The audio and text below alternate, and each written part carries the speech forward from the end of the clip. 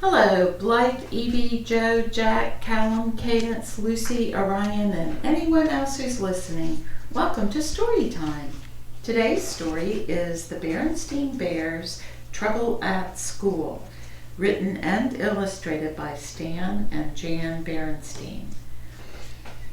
The front message says, The Berenstain Bears' Trouble at School. When a problem at school is kept secret too long, it can grow till a cub thinks that everything's wrong.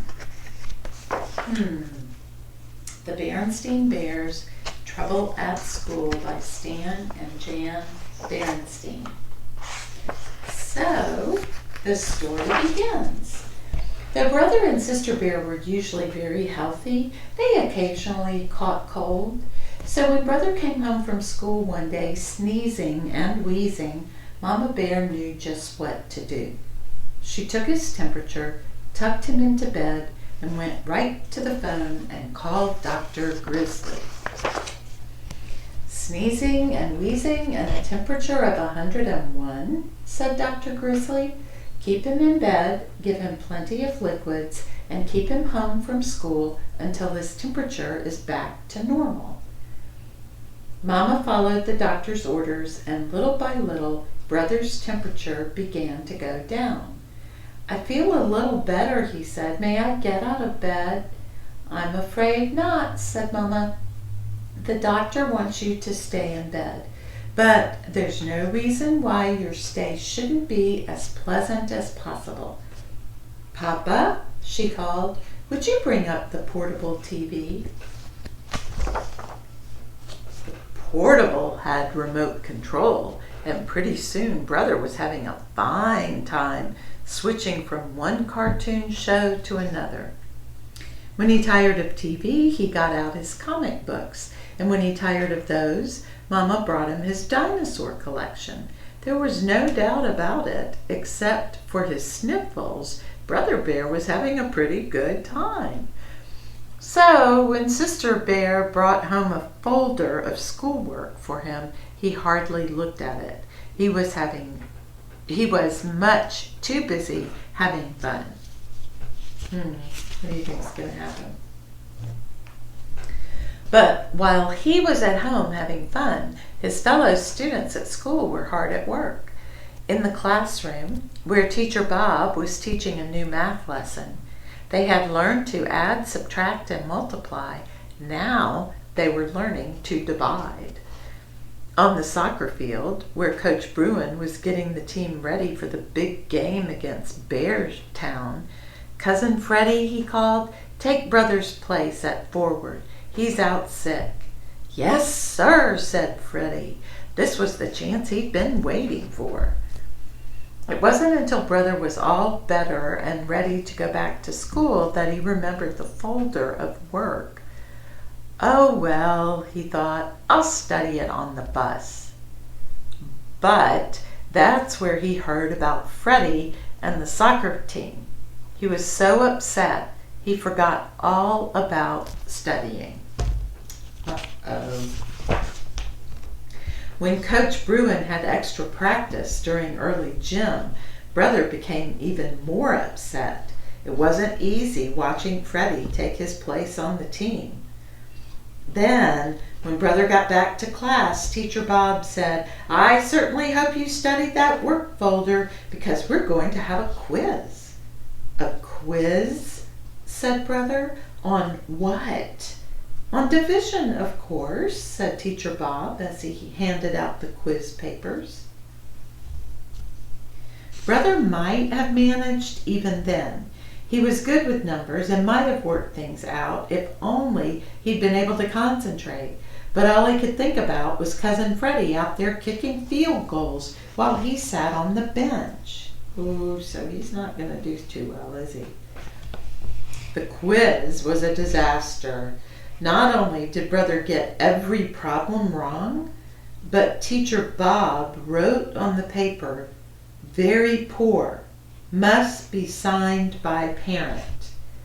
Brother didn't know which was worse, the soccer mess or the quiz disaster. What would he say to Mama and Papa when they asked him how things had gone at school? He was so busy feeling sorry for himself on the bus ride home that he didn't notice that Sister was coming down with a bad case of the sneezes and wheezes. "Oh dear," said Mama when she saw Sister. "You've caught Brother's cold. Into bed with you." She and Papa were so busy attending to Sister that they forgot to ask Brother how things went at school. And he didn't tell them. He's sneaking away with his book bag and his note inside it, isn't he? And the next morning when the school bus came, Brother didn't get on the bus. He hid in the tall grass until the bus was out of sight. The squirrels and bluebirds were puzzled. Brother was usually happy and cheerful, but not this morning. This morning he looked unhappy and angry too. "Phooey!" Brother shouted, kicking a stone. But kicking the stone reminded him of soccer, and that just made him angrier. The bluebirds took off and the squirrels scattered. "Phooey on soccer!" he shouted, stomping off through the woods. Stomp, stomp, stomp. Grasshoppers hopped, toads stood stock still and pretended they were bumps on a log. Look at how afraid all the animals are seeing Brother Bear so angry. "Phooey on school!" Brother shouted, stomping out of the woods. Pansies hid their faces. Ladybugs flew away home. "And," he said, reaching into his school bag, "phooey on division!" Look at the flowers and the ladybugs. He had come to the top of a big hill. He took out the quiz, folded it into a paper airplane, and sailed it high into the air. The hill overlooked a swampy, overgrown bog. As Brother watched the quiz circle and swoop, he noticed something out of the corner of his eye. A familiar house at the edge of the bog.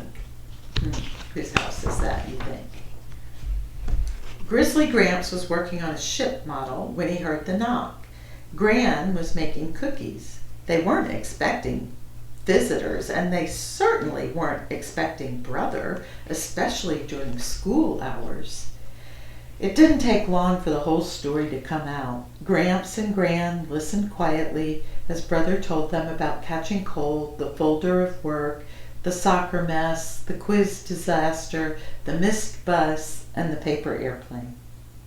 "Come with me, young feller," said Gramps. "I want to show you something." Ooh, what do you think he's going to show them? Gramps took Brother by the hand and led him deep into the bog. "There," he said, "that's what I want to show you." It was a very old wagon sunk almost out of sight in a muddy pond. "How did it get there?" asked Brother. "It wasn't easy," said Gramps. "I went to a lot of trouble getting that old wagon into this swamp." Then, with a twinkle in his eye, he said, "Just the way you did getting in over your head at school." Wow, how do you think that wagon got in that bog? "It happened a long time ago when I took a wrong turn, just the way you did when you didn't study that schoolwork that Teacher Bob sent home.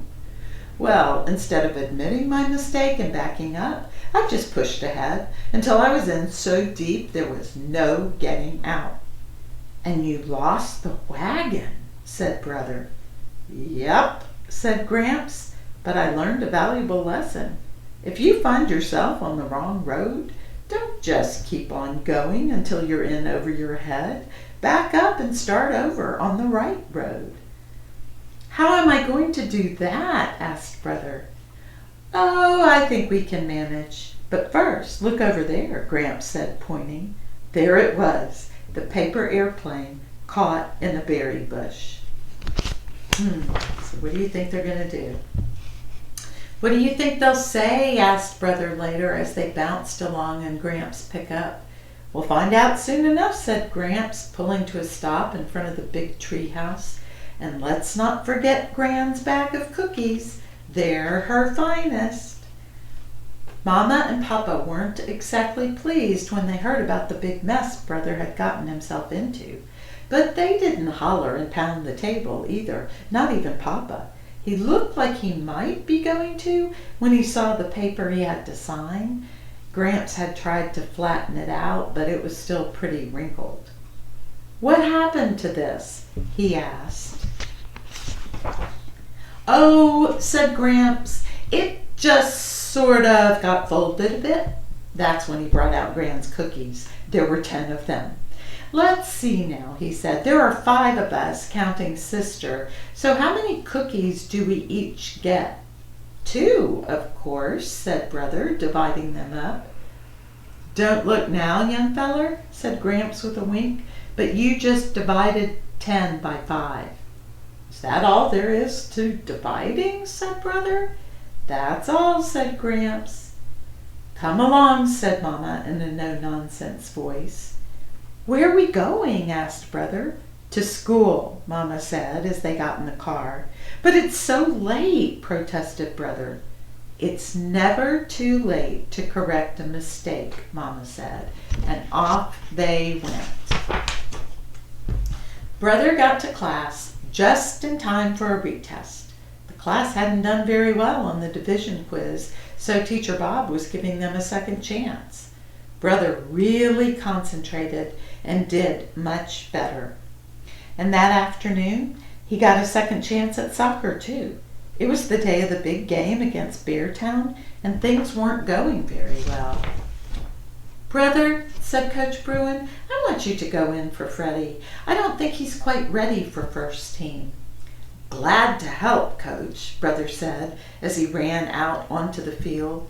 "You know what they say, it's never too late to correct a mistake." The end. And it never is too late to correct a mistake. We all make mistakes sometimes. So I hope you're willing to correct any mistakes you make and ask people for forgiveness and make it better. I hope you like that story. I hope you're all still taking good care of yourselves, loving on each other, always loving yourselves just the way you are because you're so fabulous, and never be afraid to correct a mistake. And never forget, I love each one of you to the moon and back. We'll be back together for story time when we hear another story tomorrow. Bye-bye.